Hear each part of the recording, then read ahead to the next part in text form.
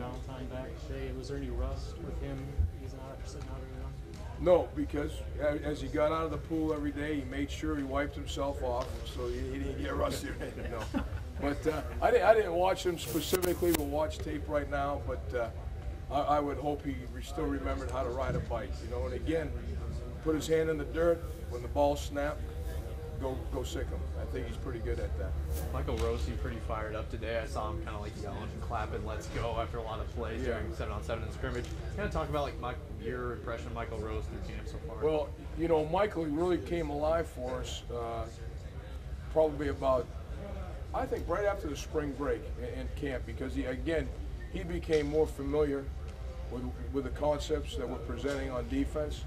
That, and then he was over any hesitation he had from his injury.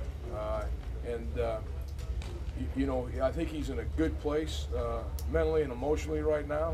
I think he feels like he's kind of back in the groove. He's taken ownership, and he's definitely one of the leaders in our group. I've heard him say he likes to play angry. Would you agree with that at all, or what do you think about that? Well, I think to play this game, there's a certain amount of, you know, anger and aggression that takes place. Whatever you know, whatever turns them on, I'm good with it as long as the results are positive. You've had some as close to live scrimmages as you can, I guess, from this point in fall camp the last couple of days. What have you seen out of the defense? What do you like? Well, I thought our overall pursuit to the ball was better. I thought our positioning on tackling was better. When you first start, you know, live, you can do all the drills you want, but now you've got moving targets that aren't just running in straight lines. I'm curious to see that again on tape tonight when we watch the tape, and we'll critique that, because we made comments about that. You know, guys weren't taking that final step; they were lunging and diving at tackles as opposed to running through. So, you know, I love live practices. You know, that's obvious. You can't do it all the time, but I don't think there's any substitute for it, because, again, back to the question that you asked about Michael Rose, I think it also brings the juices flowing a little bit higher, you know, to the top. Can you talk about the benefits you get from having a couple coordinators on your staff? How does that work? What's the dynamic? How do you guys make it work? Well, first of all, we've got grown-ups in the room, and let's not discount Trent either.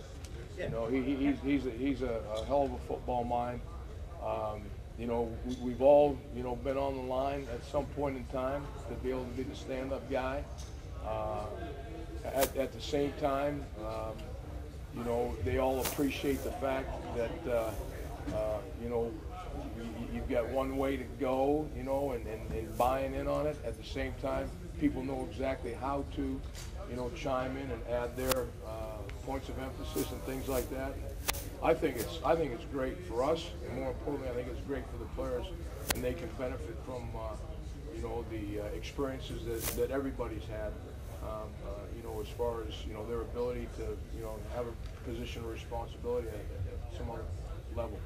When your players say the defense is simpler, obviously no defense is easy, right? Like, 'cause it's football, it's hard. Yeah. So, what do they mean when they say that? What do you think they're talking about? Yeah, well, you know, it's a high school defense, and I know it's more complex. Right. We've got we got rid of the you know, the newness with one another. So when we came back, and I told Bando after one of the early press conferences, I said, hey, you know, you guys are making a little too much of this. You know, I'm starting to get offended a little bit, but no, the simplicity is this: is that you know, we try to make you know, even the words we use, we try to have them make common sense. Whether it's the first letter in a call, you know, rather than calling some pressure, you know, crazy and, you know, psycho or whatever, you know, and then you got to memorize it. We put meaning to the calls, but we also have, you know, a package for the front that we can just run alone. You know, maybe movements in the back end or the second level. We have movements for them that they don't have to have the defensive line involved, but we can put those all together, and all of a sudden you've got multiple schemes. The other thing is our base coverage and our base coverages, I should say, our base coverages allow them to key the person that they are responsible for both run and pass. so it's glued together. It's not, hey, I've got to see this back, but in pass I've got to come back out over here to the tight end and to a wide receiver. So we try to blend that in together. So I'm glad to hear that they think it's simple, because again, to finish that thought with Bando, I told the whole group, I said, if we think this is so simple, then we should be right from a standpoint of alignment, assignment, and responsibility on every play. But How they doing on they're doing well. They're doing well. It's not without, you know, mistakes here and there, but that's something that we've been working on this week, going into this more or less the second week of practice. In that we're okay with somebody making a mistake, because they're not perfect. We practice to become perfect, but nobody ever is. But you know, the problem becomes when you start making 2 mistakes and then 3. You know, you have to take action right away on something that becomes a habit that's not going to be a positive result. So take that action and correct it. Make that a focus. If it's a weakness, then that should be something that you're focusing on, not necessarily just your strength. Take your strength, put it in your pocket, but go to work on your weakness and make change. Hey, Mark, have you started working on BYU at all? I mean, how do you balance getting yourself ready? Have you thought about?